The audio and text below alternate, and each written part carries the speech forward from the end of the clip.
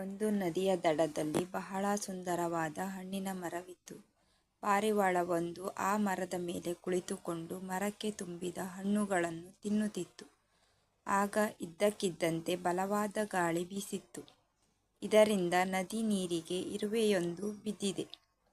ಈ ಎಲ್ಲ ಘಟನೆಯನ್ನು ಪಾರಿವಾಳ ಬಹಳ ಸೂಕ್ಷ್ಮವಾಗಿ ಗಮನಿಸುತ್ತಿತ್ತು. ಆಗ ಪಾರಿವಾಳವು ಇರುವೆಗೆ ಸಹಾಯ ಮಾಡಲು ಒಣಗಿದ ಮರದ ಎಲೆಯನ್ನು ನದಿಗೆ ಎಸೆದಿತ್ತು. ನಂತರ ಇರುವೆ ತೇಲುವ ಎಲೆಯ ಮೇಲೆ ಹತ್ತಿ ನದಿಯ ದಡವನ್ನು ತಲುಪಿತು. ಈ ಮೂಲಕ ಪಾರಿವಾಳ ಇರುವೆಯ ಜೀವ ಉಳಿಸಿದೆ. ಇರುವೆ ಕೊನೆಗೆ ಪಾರಿವಾಳಕ್ಕೆ ಧನ್ಯವಾದ ಹೇಳಿತು. ಬಳಿಕ ಪಾರಿವಾಳ ಅಲ್ಲಿಂದ ಹಾರಿಹೋಯಿತು. ಕೆಲವು ದಿನಗಳ ನಂತರ ಬೇಟೆಗಾರನೊಬ್ಬ ಬೇಟೆಗಾಗಿ ಕಾಡಿನಲ್ಲಿ ಉದ್ದನೆಯ ಬಲೆ ಬೀಸಿ ಆ ಬಲೆಯಲ್ಲಿ ಒಂದಿಷ್ಟು ಕಾಳುಗಳನ್ನು ಹಾಕಿದನು.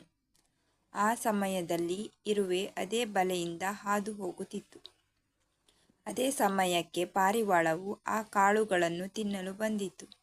ಪಾರಿವಾಳವು ಬಲೆ ಬಳಿ ತಲುಪಿತು. ಆ ವೇಳೆ ಇರುವೆ ಪಾರಿವಾಳದ ಜೀವ ಉಳಿಸಲು ಬೇಟೆಗಾರನ ಕಾಲಿಗೆ ಬಲವಾಗಿ ಕಚ್ಚಿತು. ಇರುವೆ ಕಡಿತಕ್ಕೆ ಬೇಟೆಗಾರ ಜೋರಾಗಿ ಕಿರುಚಿದನು.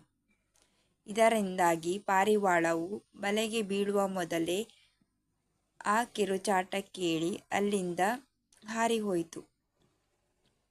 ಬೇಟೆಗಾರನ ಪ್ರಯತ್ನ ವಿಫಲವಾಯಿತು. ಈ ಮೂಲಕ ಇರುವೆ ಪಾರಿವಾಳದ ಜೀವ ಉಳಿಸಿತು. ನೀತಿ: ಒಳ್ಳೆಯದನ್ನು ಮಾಡಿದರೆ ಒಳ್ಳೆಯದೇ ಆಗುತ್ತದೆ.